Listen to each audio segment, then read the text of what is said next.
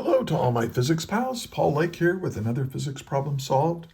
This one is all about using angular and linear quantities. A car slides off a circular track, and we're going to be using these angular and linear quantity relationships.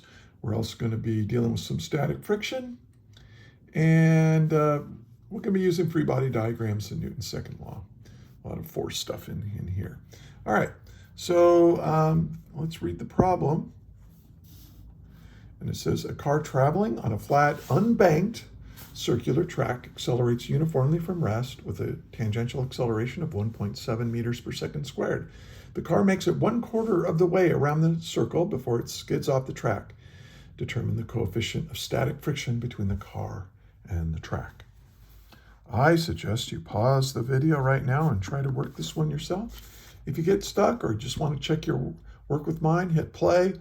Don't skip around too much because I do teach a lot of problem-solving technique and concepts while I'm explaining the problem. So let's draw a picture of this problem. Here's a circular track. And let's say we start right here. So here's my car. And we know that the initial velocity is 0, right? Because it says accelerates uniformly, but from rest. So that means both my initial angular velocity and initial linear velocity are 0. And then when we get 90 degrees, or pi over 2 radians, 1/4 of the way, the car slides off the track. So here's my final velocity, and I'm going to slide off the track. Okay, and I'll say delta theta equals pi over 2 radians. And we know that the tangential acceleration, the rate at which I change my speed, is 1.70 meters per second squared. Now, when I first worked this problem, I noticed, they didn't give me the radius, and they didn't give me the mass. If you've done uniform circular motion problems, you're probably not surprised that they don't give us the mass, because it always seems to cancel out, and it will in this problem. But what about the radius? It seems like, wouldn't the radius of the circle matter? Well, turns out it doesn't. But if you're unsure about that, you can just say, hey, let's just go with it. And yeah, all right. And we're trying to find, what are we trying to find? We're trying to find that coefficient of static friction of the car. Okay, and so now let's solve this. Now, let's imagine the car's right here, and we're going to be over here looking at the car. Okay, and so I'm going to draw the car is, well, here's the car. Here's the wheels. Maybe it's a Jeep. Jeeps are easy to draw, so I always draw Jeeps. Okay, here's the driver. And coming right at us. All right. So maybe they're over here. It doesn't matter where they are.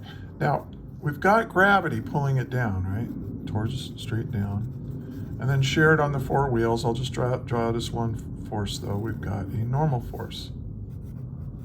And notice the normal force and the car and gravity are equal and opposite. Not because of Newton's third law, but because it's in equilibrium. It's not accelerating in the y direction. And then we've got it doesn't matter where I draw it, I'll draw it off to the right. We have a friction force. And it's the friction force between the wheels and the tire that's our net force. And that's going to be a key idea, because we're trying to find mu. Now let's write down what mu is. We know that mu static is by definition the ratio of the static force of friction divided by the normal force. So this tells us, well, we got to find the normal force, and we got to find the force of friction.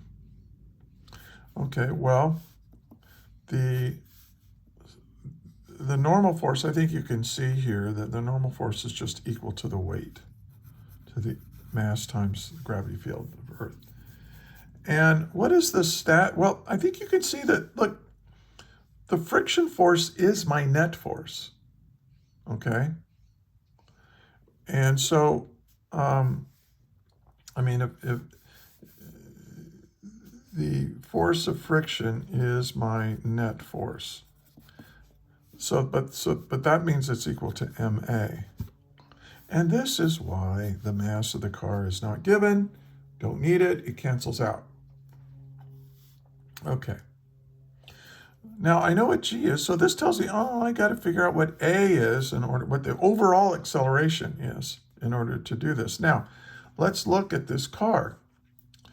At the top of that circle, I'll kind of redraw it over here. Okay, here's my car. Now, it's got two accelerations. It's got a tangential acceleration like this. And we call that the theta hat direction, right? Tangent to the path is denoted with a little unit vector called theta hat. Now, if theta hat bothers you, don't worry about it. It's like this. Now, the radial acceleration, also known as the centripetal acceleration, they're the same thing. The radial acceleration is like this. So the overall, this is the overall acceleration. See, the acceleration, if you add these two together, my overall acceleration is like this. So this is a component, and this is a component of the overall acceleration on the car. The car's accelerating in this direction, and because it's in a turn, it's accelerating in this direction, so you have to add them to get the overall acceleration. Okay, I hope that's clear. Now, if something isn't clear, just in the comments, you can ask a question, but put a timestamp of where in the video your question occurs, and I will try to answer it. And I do respond to all comments. At least right now I do, because my channel's pretty small. And I'm still alive. All right. So this kind of tells me what to do, because I know what the tangential acceleration is. That's given. So that means I need to figure out what this radial acceleration is.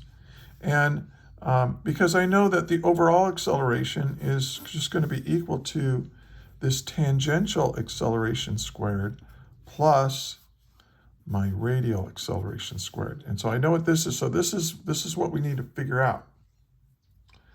Okay. So how do we do that? All right. Well, we know a couple things. We know that we have a constant tangential acceleration, which means that we have a constant angular acceleration, right? We know that the angular acceleration is just my tangential acceleration divided by the radius. This would be something that you know. And I do have this equation list that you can use. Maybe you want to take a screenshot of this or whatever. These are the equations to relate angular and linear quantities. It's not a comprehensive list of all the equations you need. Like even for this problem, there's no friction, for example. But here are the kinematic equations for rotational motion, assuming constant angular acceleration, which applies to this problem. Here's how arc length, velocity, and tangential acceleration relate to angular position or change in angular position, angular velocity, and angular acceleration. And of course, radial acceleration can be shown to be equal to r omega squared. And and then here are all the variables and what they mean and how we measure them. Okay. So what I'm going to do then is I'm going to say, hey, the radial acceleration, a sub r, is equal to v squared over r. And this is going to be equal. Now v our speed is equal to r omega. So I'm going to put r omega squared over r. Okay, and this gives me r squared omega squared over r. And this gives me r omega squared, which I already had on my list here. But you can see where it comes from this. Okay, so I need to figure out what omega squared is, so I can figure out what this is. All right, so I know that my tangential acceleration is constant, so my angular acceleration is constant, and so I can say, well, the final angular velocity squared, and that's what this is equal to my initial angular velocity squared plus twice the angular acceleration times my change in angle. Okay, so this is 0. And, oh, well, look, here I can put this in here. So my radial acceleration is equal to r times 2 times the angular acceleration times delta theta. Well, I don't know what my angular acceleration is because I don't know what r is, but I know it's equal to this. So this is equal to r times 2 times, now alpha, my angular acceleration is equal to the tangential acceleration over my radius. And this is delta theta.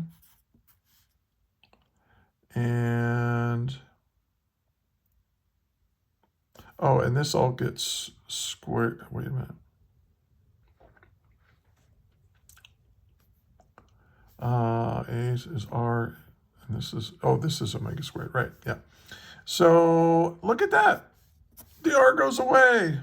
Hurrah. All right, so the radial acceleration is just 2 times the tangential acceleration, which is 1.70 meters per second squared, times my change in angle, which is pi over 2. Don't do it in degrees, do it in radians.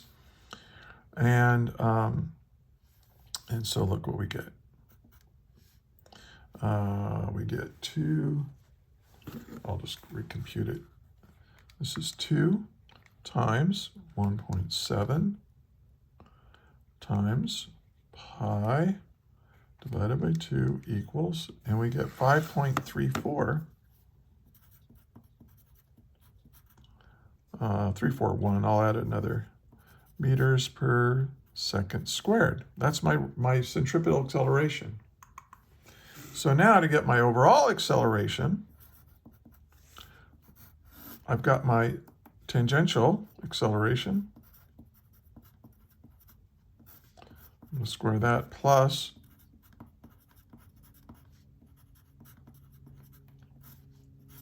squared. And this gives me my overall acceleration.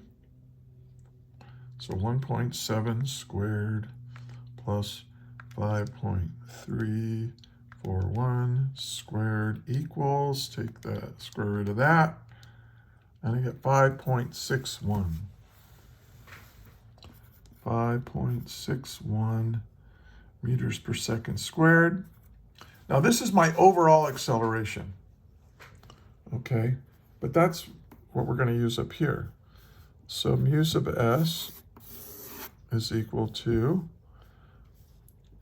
5.61 meters per second squared divided by 9.81 meters per second squared divided by 9.81, and we get 0.571, and that's my answer.